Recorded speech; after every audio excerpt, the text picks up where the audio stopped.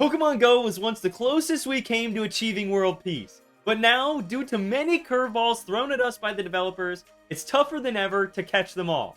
From releasing updates restricting core gameplay features, to skyrocketing prices for in-game items, whether you're a casual player or a hardcore shiny hunter, players everywhere need to make sure they're making the most of their PokeCoins and how they play the game.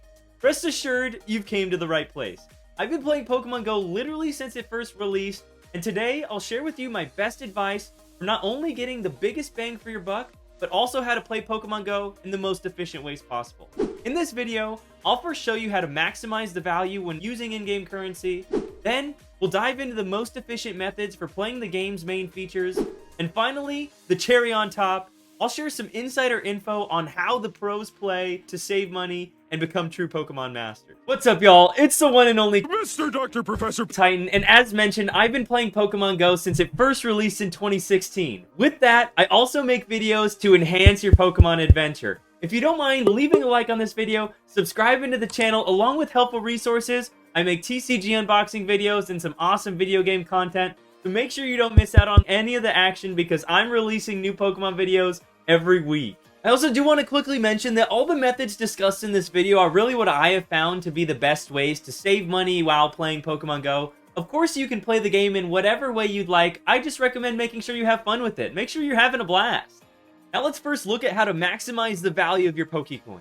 It's unfortunate that you can only earn 50 PokeCoins a day in-game, and that can involve a ton of work and coordination.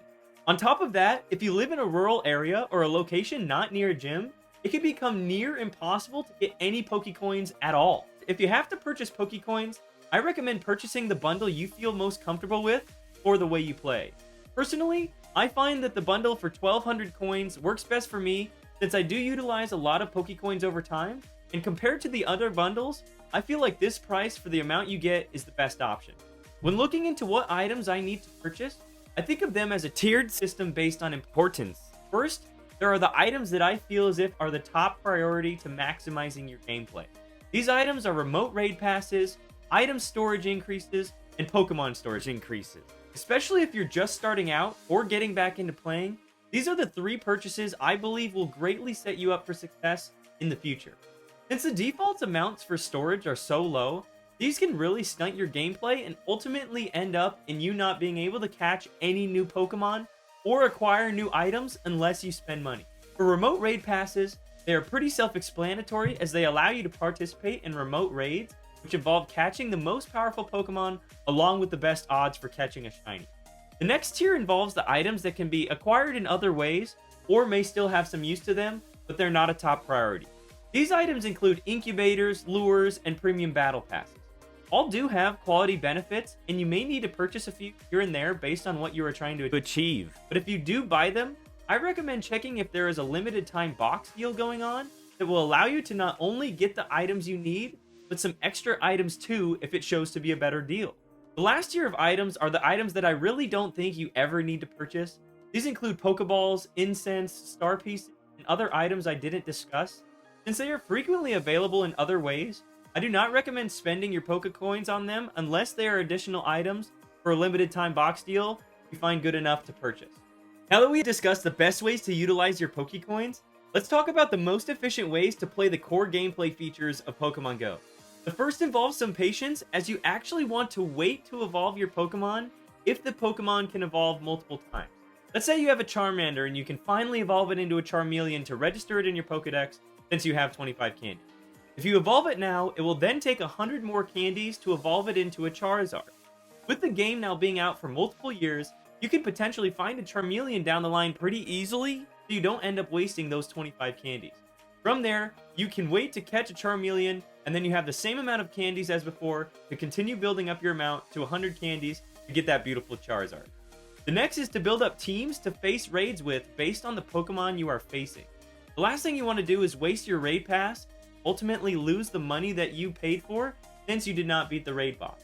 The suggested teams for raids are usually pretty trash, so I recommend doing your research before going into a raid battle or doing a ton of raids at a time in a day to ensure that you have the best odds for defeating the raid Pokemon. Another huge thing is to make sure you don't purify your shadow Pokemon. Shadow Pokemon are actually more powerful than purified Pokemon when it comes to battling, and the purification process costs both candies for the Pokemon along with Stardust.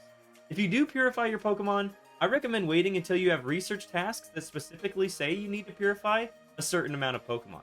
And even then, only purify the ones you plan on not using in battle or just releasing as Shadow Pokemon are superior. Alright. Now let's discuss the top things pros do so you can become a Pokemon Master in Go while also saving money. First is to utilize the fast catch method, but it's crucial you utilize it the proper way.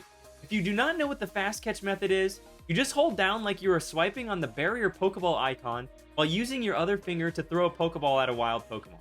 Once you throw the Pokeball, you can let go of the barrier Pokeball icon, and it will then allow you to run while the Pokeball animation is still going. This saves a ton of time for things such as community days where you are catching Pokemon non-stop, but make sure you are doing it in the best way possible. You can choose to just throw balls and run as fast as you can, but I highly recommend still attempting excellent curveball throws, along with utilizing proper berries and changing the Pokeball based on how powerful the wild Pokemon is. This method does not guarantee that you catch the Pokemon, just think of it as skipping all the unnecessary animations when catching a Pokemon so that you can save time. Also, utilizing berries and switching Pokeballs can help with ensuring you are maximizing your odds on catching the Pokemon with using the least amount of items possible. And for excellent throws, that gives you at least 1,000 EXP, so it's super important for leveling up fast. The next thing is to utilize Pokemon Home to transfer shiny Pokemon and other Pokemon you hold dear to your heart while freeing up some Pokemon storage space. With Pokemon Home, you can store up to 30 Pokemon without paying any money, and you can even transfer the Pokemon from Go to your main games if you play the Nintendo Switch versions of Pokemon. If you'd like to learn more on how to maximize the use of Pokemon Home, feel free to check out this recent video I released, and the link for the video is in the bio below. Last but not least is to take advantage of the Pokemon Go widgets on your mobile device. Utilizing the widgets are great ways to ensure you remember to earn hearts with your buddy, along with incubating new eggs if you forgot to add one after your last hatch. Eggs are another big aspect of the game that can cost you money if you want to hatch a lot, so this really helps remind players to check up on their progress and not end up having to purchase more incubators.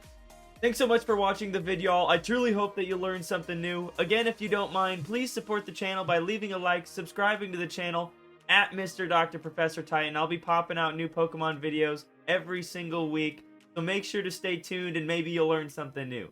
Thanks so much!